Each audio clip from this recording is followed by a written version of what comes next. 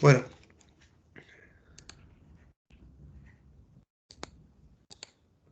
Marcela, iba a preguntar algo. Te vi que levantó la mano.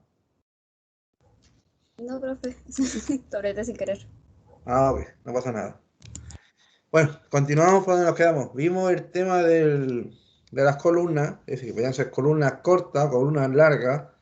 Las columnas cortas eran las que se rompían por falla del material, ya sea del hormigón en la cara de compresión o del acero en la cara de tracción.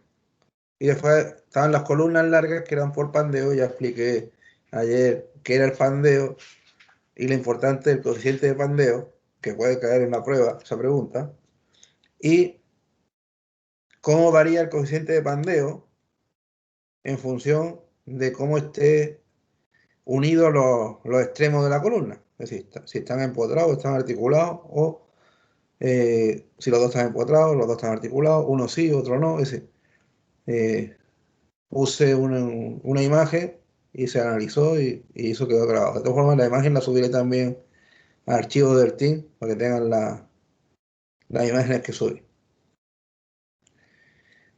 Viendo el tema de la columna corta, porque vimos cómo el pandeo puede provocar que se rompa la columna larga y la importancia entonces de ejecutar bien la unión en los extremos, y normalmente en hormigón es empotramiento, por lo tanto la importancia de hacer bien los empotramientos nos va a generar o vamos a estar del lado de la seguridad de que la probabilidad de que se produzca el bandeo va a ser pequeña.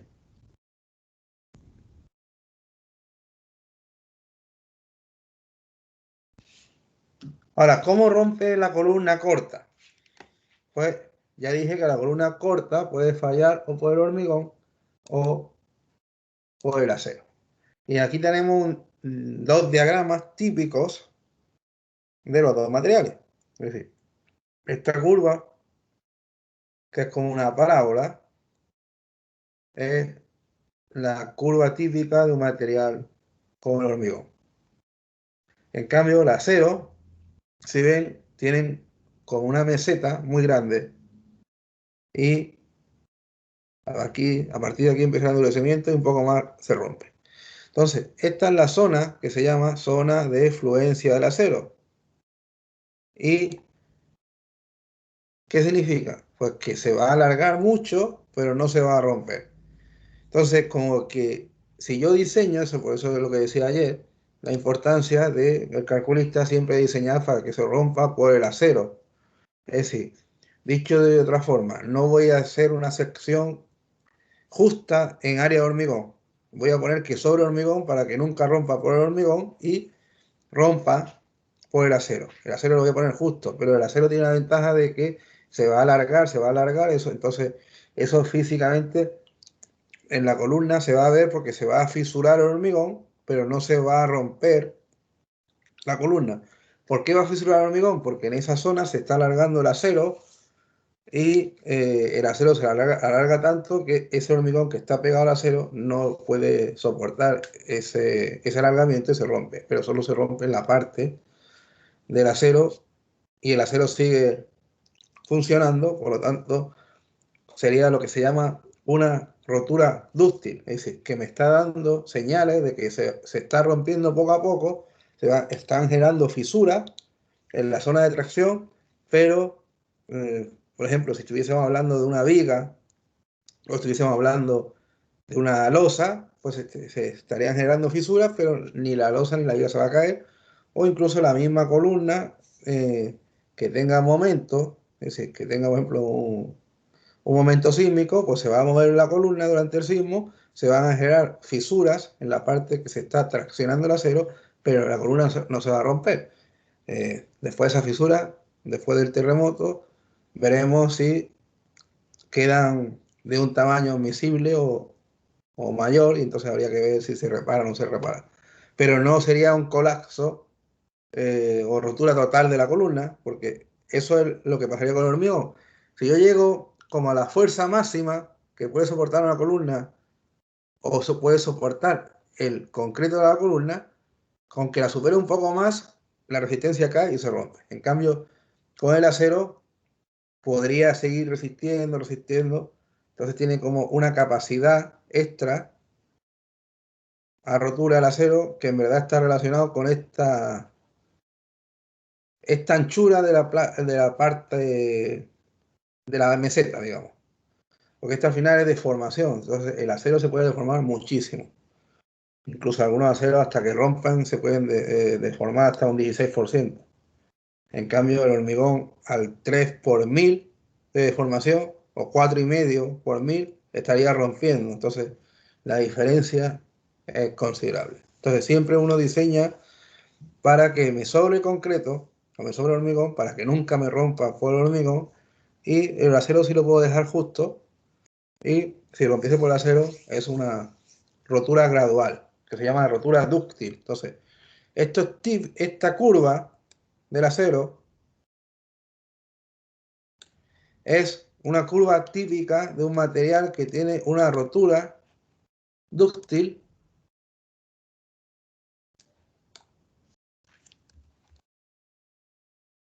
y la curva del hormigón es lo que se llama rotura frágil.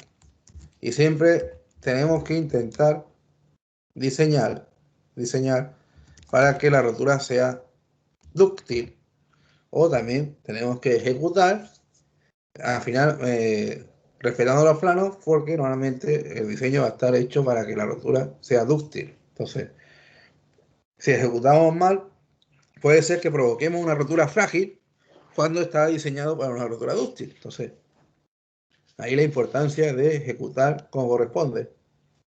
Lo de los empotramientos, por ejemplo, o si la sección de la columna de concreto es 30 por 30, no poner nunca 25 por 25.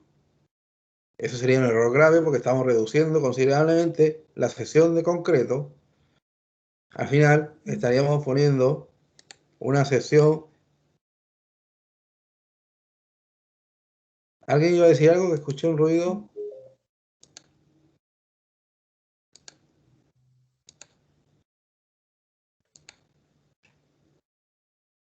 Bueno, continúo.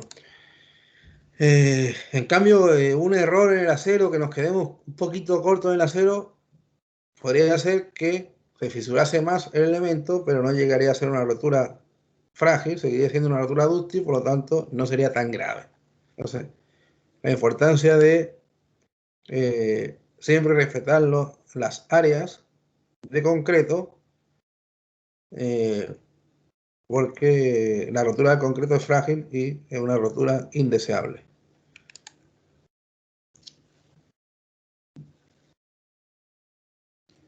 Y ya visto eso, vamos a ver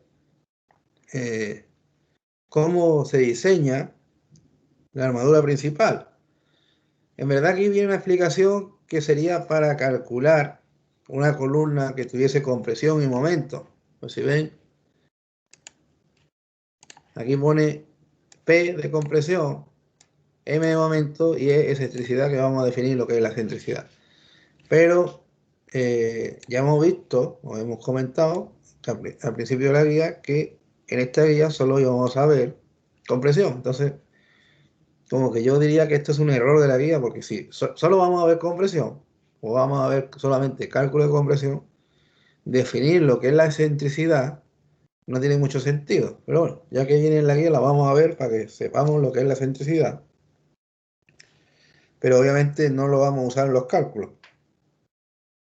En los cálculos vamos a calcular columnas a pura compresión.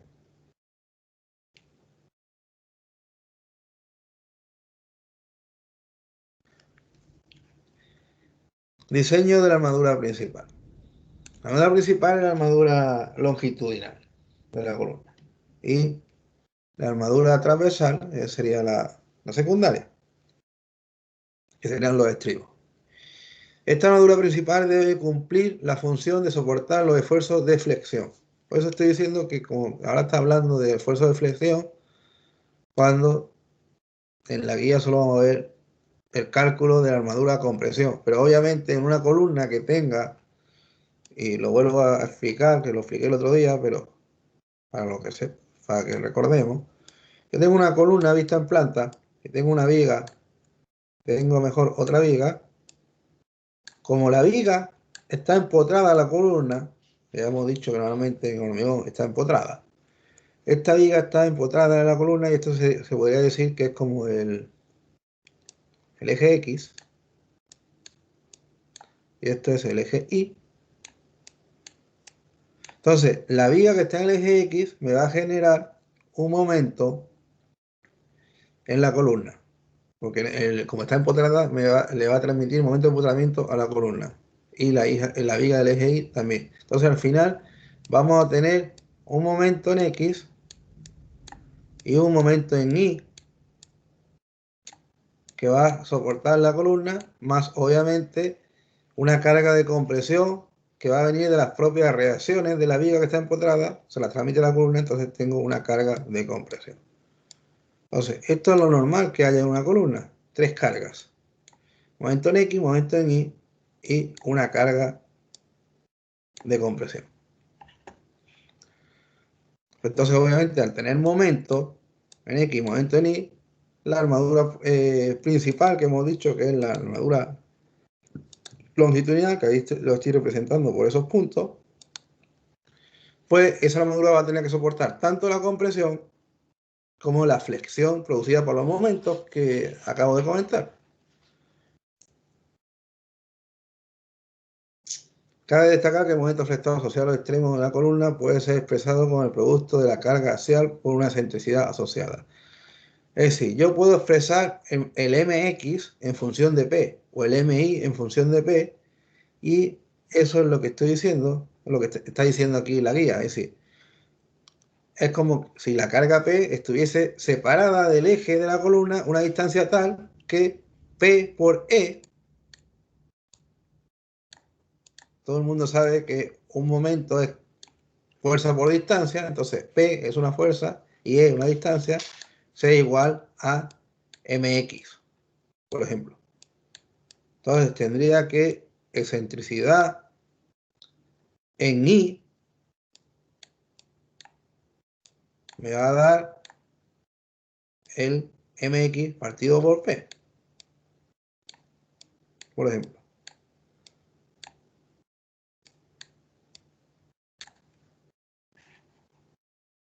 Es decir, al final la excentricidad va a ser el momento partido por la carga de compresión, que es lo que está diciendo acá.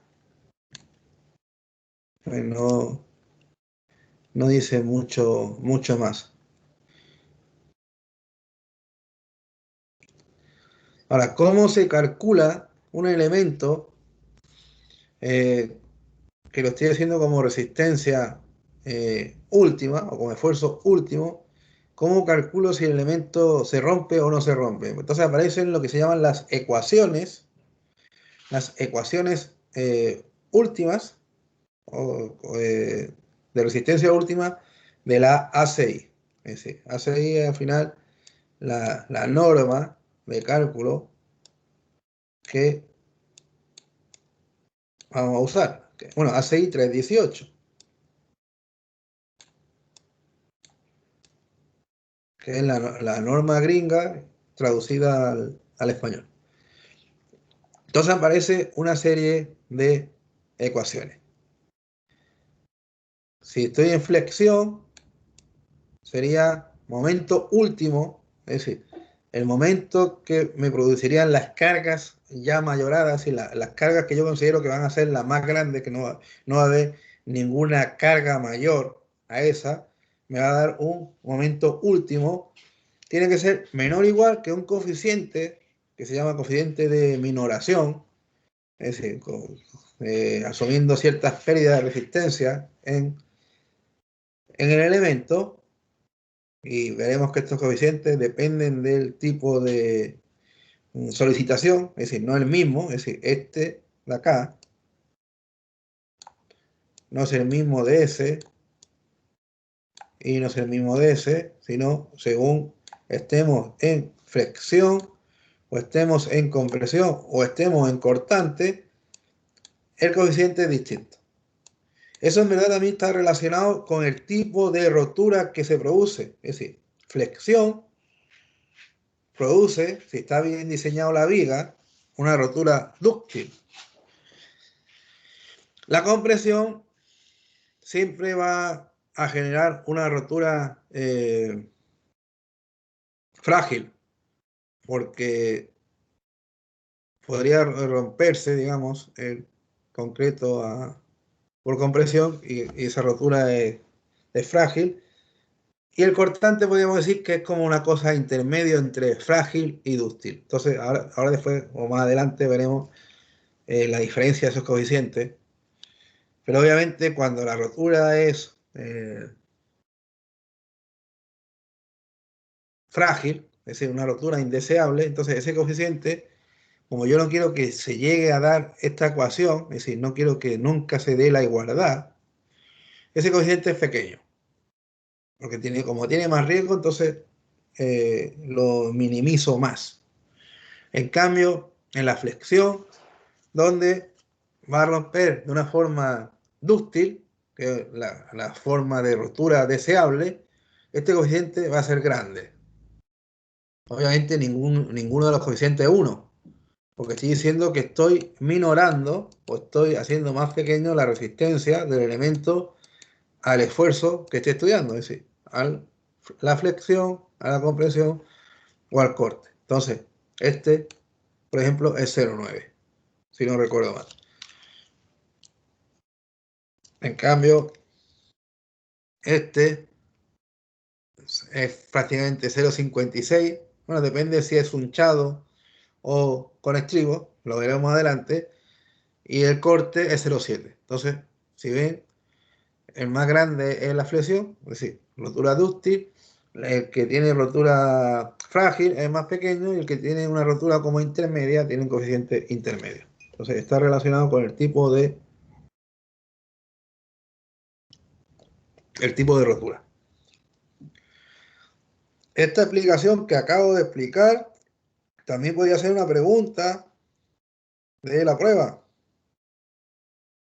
Es decir, ¿por qué los coeficientes no son los mismos y son distintos y por qué varían o en qué relación o cuál es la razón de la que varían? ¿Alguna duda hasta aquí?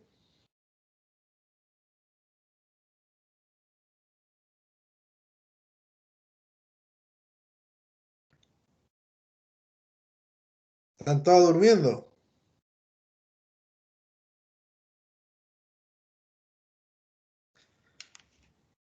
¿No? Vamos a preguntar. No, profesor, ninguna duda. Eh,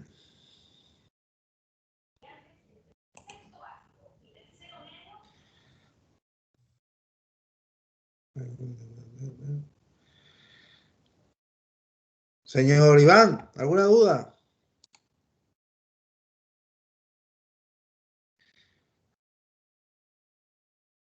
Iván puso profesor y no.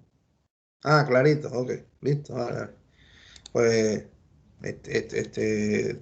repasen eso que acabo de decir porque podría hacer una pregunta teórica de la prueba, de la segunda evaluación, obviamente. Pues seguimos entonces, seguimos con la explicación.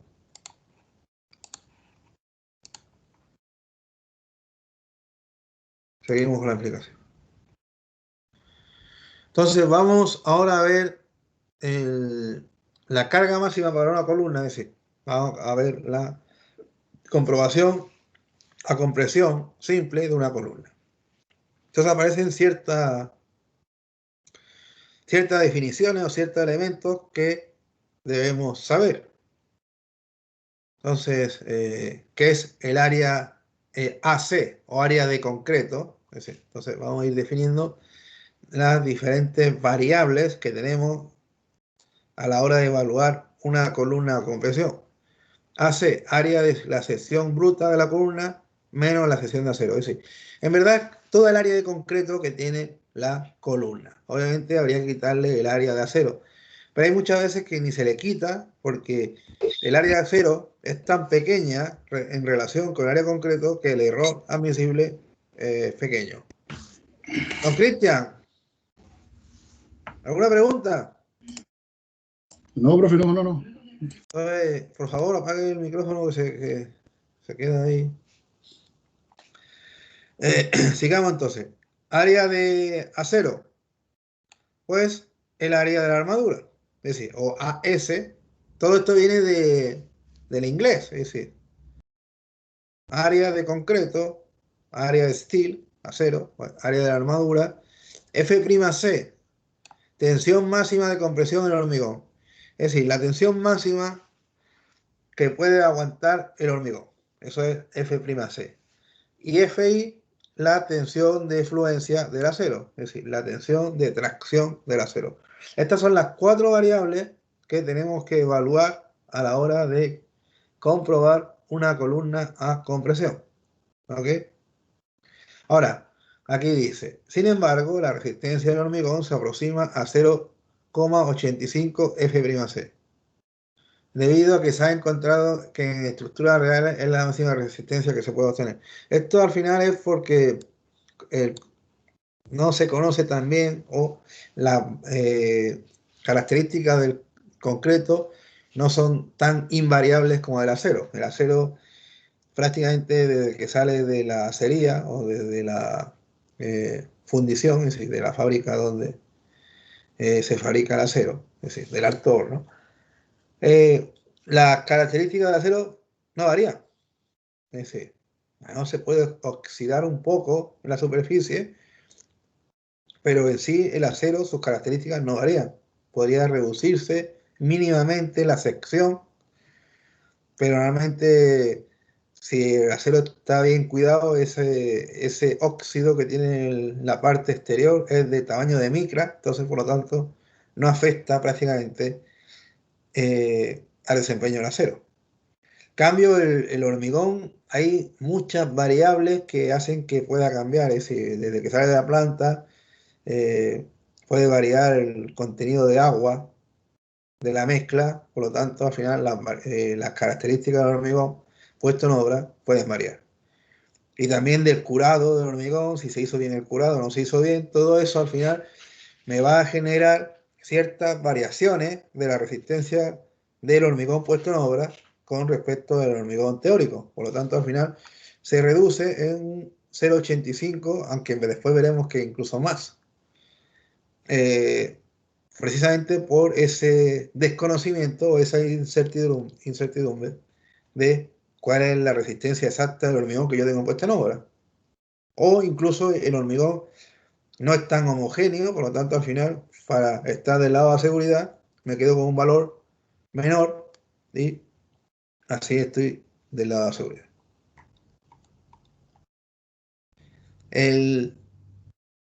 ¿Cómo podrías tener el área de refuerzo a utilizar? Es decir, entonces, obviamente, si yo quiero saber qué área tiene cada barra, hay tablas donde están tabuladas o incluso lo podría calcular.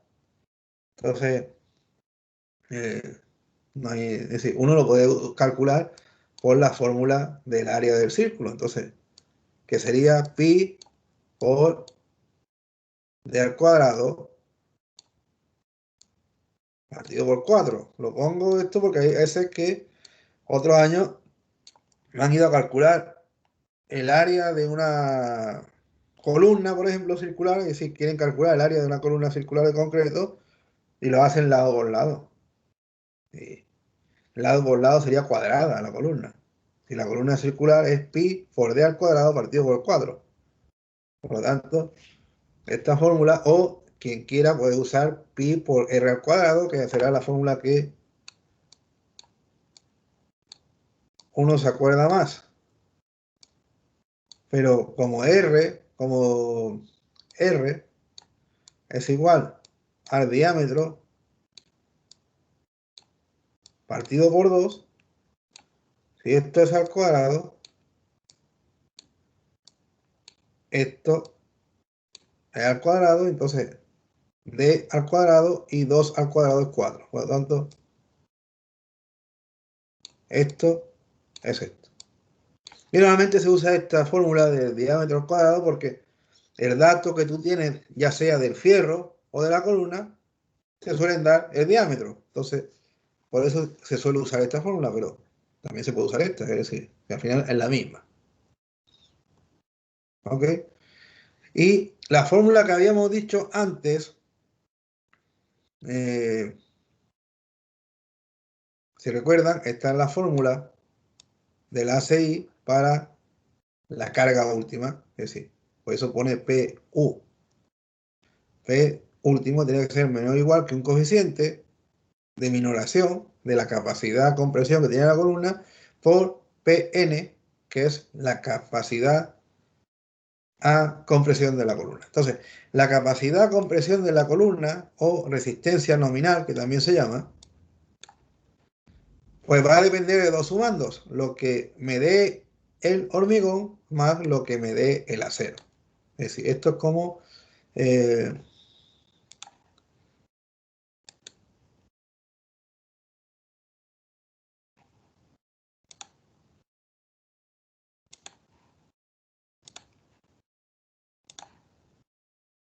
esto de aquí es lo que me contribuye el hormigón, es decir, podríamos poner contribución hormigón, y esto de aquí es contribución del acero, porque obviamente la columna tiene acero y tiene hormigón, entonces trabajan como en equipo y cada uno da su aporte. Y como hemos dicho antes, al final yo tengo que calcular la carga que puede aguantar por el hormigón en la columna. Hemos dicho que se reducía la capacidad del hormigón, se multiplicaba por 0,85.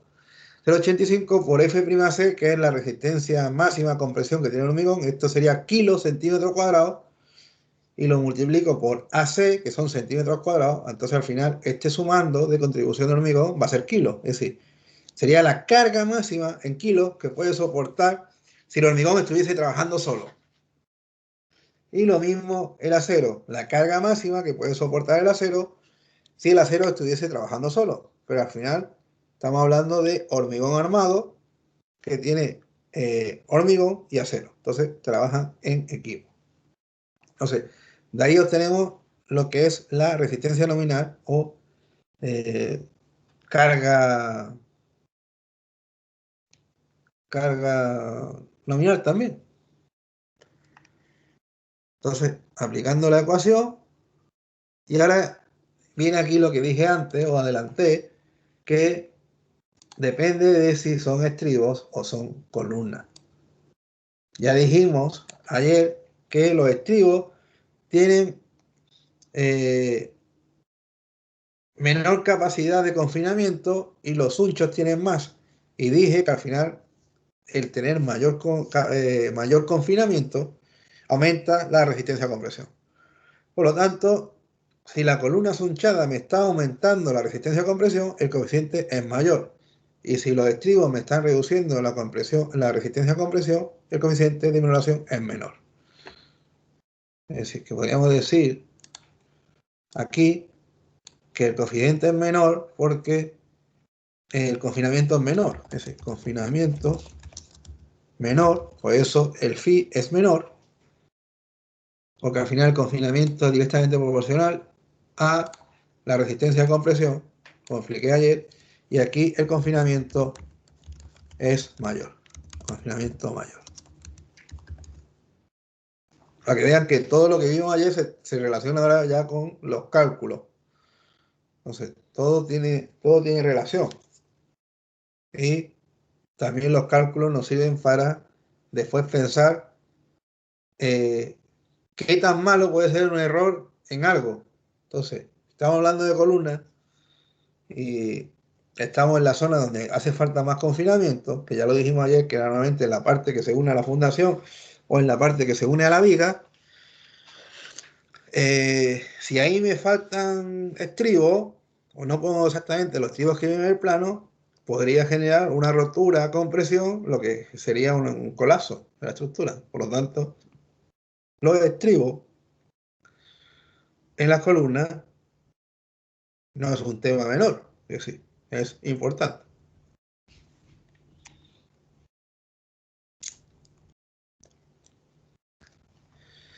La carga axial produce una compresión uniforme en toda la sección transversal, por lo tanto el esfuerzo de deformación es uniforme en toda la sección.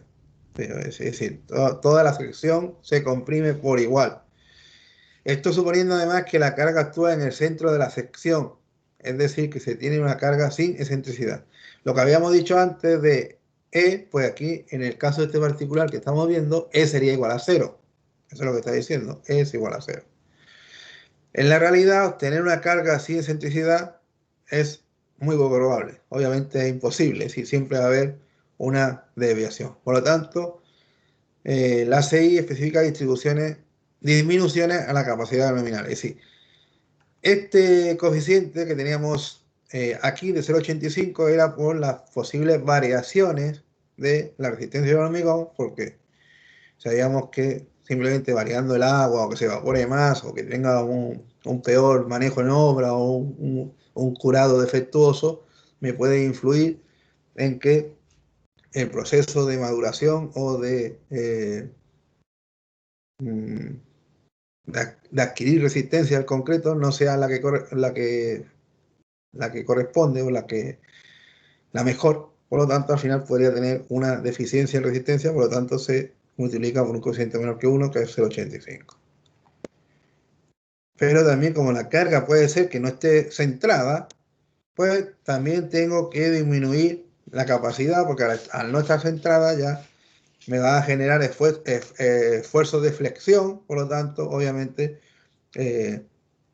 a la compresión normal le estoy metiendo flexión, eso va a hacer que me quite capacidad de resistencia a compresión, por lo tanto, se reduce.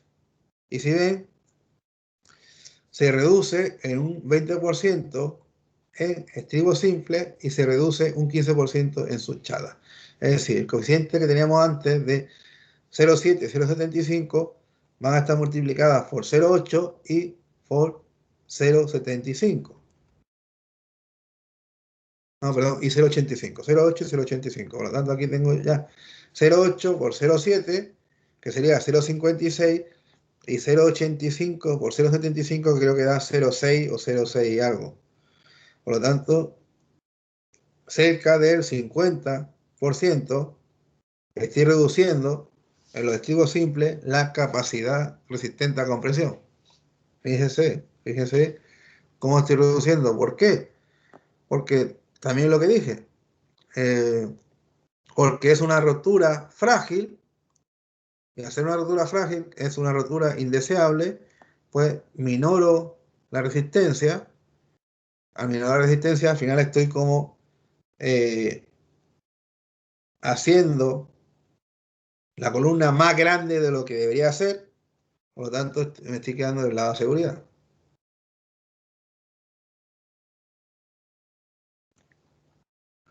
Y aquí explica que el valor de 0,85, que era el primero que habíamos dicho, debido a que el control de calidad de fabricación del hormigón y el acero no es igual, eso ya lo expliqué, por la diferencia en las condiciones de trabajo y condiciones en las que se realiza el ensayo de hormigón en la probeta. Es decir, obviamente, el curado de la probeta en un laboratorio tiene, lo podríamos decir, como unos mimos que a lo mejor en la realidad la columna no tiene, porque se hace la probeta de hormigón, se deja un día o no sé si es un día o 10 algo en terreno y después va al laboratorio, está en una cámara húmeda, es decir, tiene una serie de cuidados para que la humedad no varíe, por lo tanto se está haciendo un curado muy bueno. En cambio, en la obra, la columna real, pues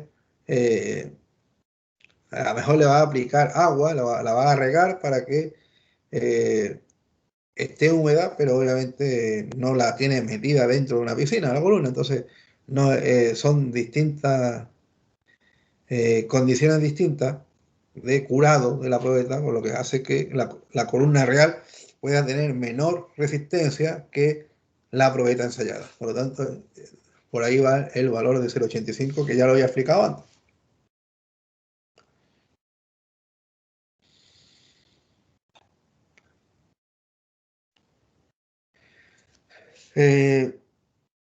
¿Cuáles son como lo mínimo o lo mínimo aconsejable y esto también es importante, porque al final esto es lo que nos podría quedar dentro de 10 años.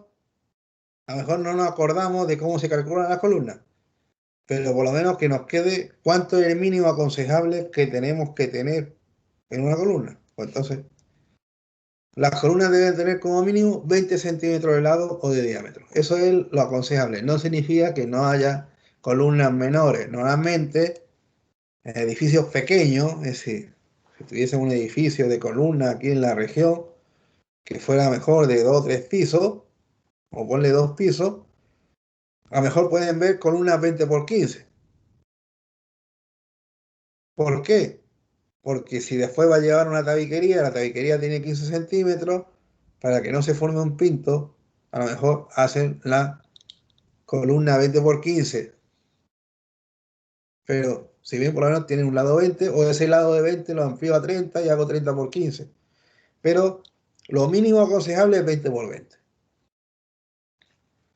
Después, la armadura mínima tiene que ser 4 barras de media, 4 barras de 12 milímetros. Esa es la armadura mínima. Es decir, difícilmente van a ver una columna, alguna en obra que tenga barra de 10.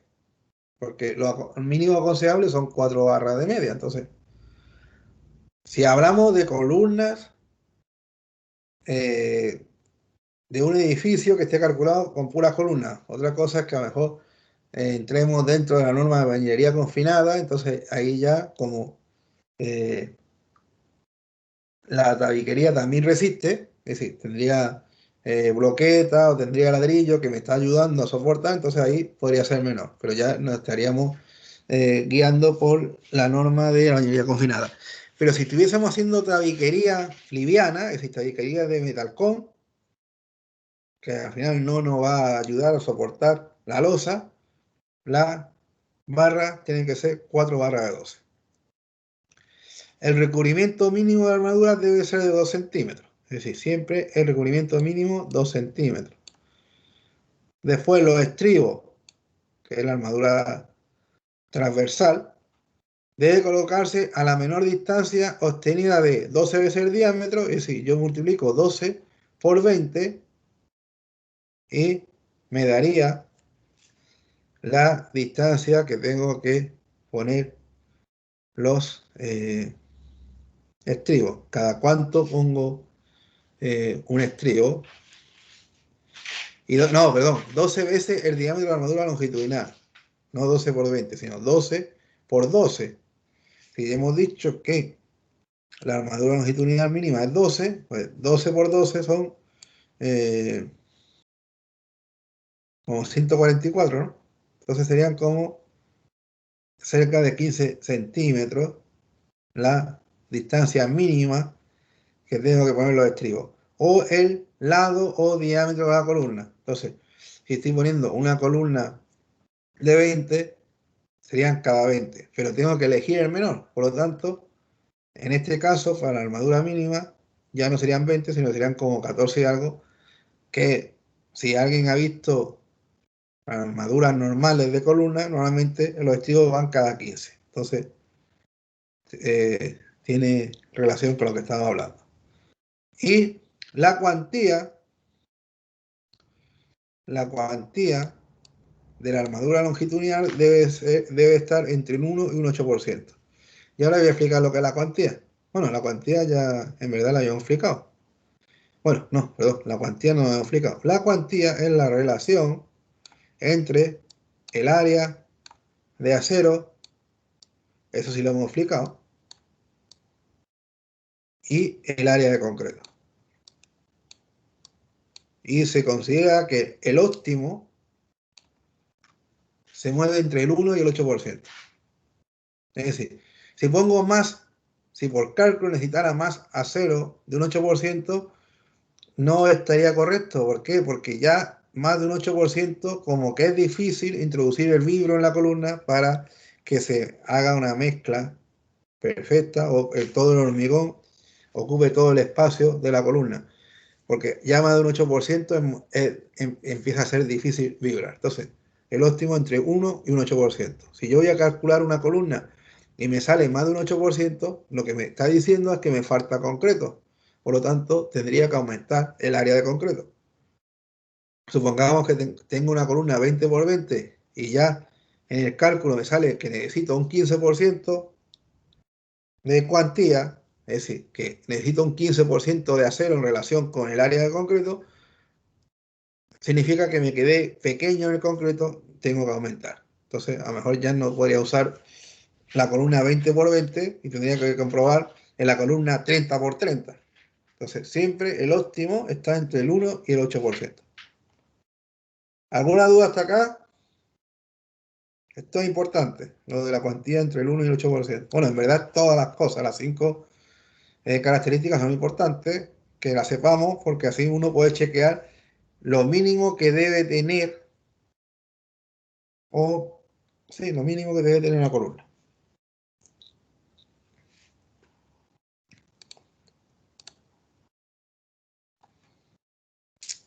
¿Alguna duda, Cristian? No, profe. Nada. Ya. ¿Ha visto alguna? Bueno, supongo que usted ha visto columnas en su vida profesional. Por eso todo lo que está ahí me cuadra. ¿A qué le cuadra? Estupendo. Pues son como lo mínimo.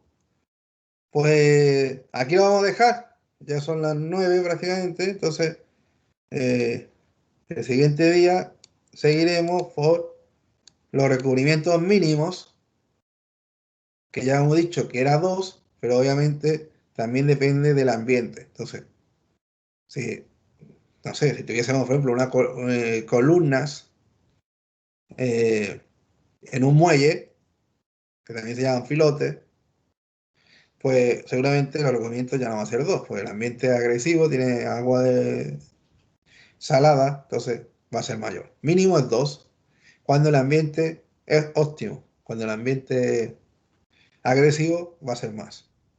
Pero eso lo veremos en la siguiente clase. Esto es importante y esto puede ser una pregunta, ¿eh? O puede ser una pregunta alternativa o puede ir preguntando estos requerimientos mínimos porque es importante sabérselos para uno chequear rápido en obra si por lo menos las columnas que estoy ejecutando cumplen con lo mínimo establecido. Bueno, si no hay duda, buenas noches, chiquillos. Buenas noches, profe. Buenas noches, Cristian. Buenas noches, profe. Buenas noches, José.